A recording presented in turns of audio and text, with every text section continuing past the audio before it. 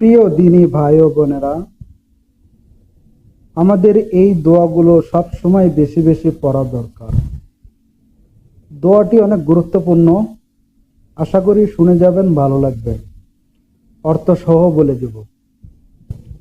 হাসবি আল্লাহু লা ইলাহা ইল্লা হুয়া আলাইহি তাওয়াক্কালতু ওয়া হুয়া রাব্বুল আরশিল আজিম। দোয়াটি অনেক ছোট কিন্তু গুরুত্বপূর্ণ অনেক। অর্থ শুনলে বুঝতে পারবেন।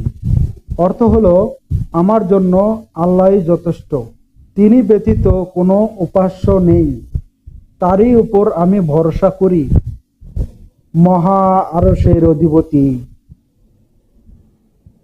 ভালো লাগলে দোয়াটি শেয়ার করবেন, যাতে আপনার মাধ্যমে অন্য জন শুনতে পারে।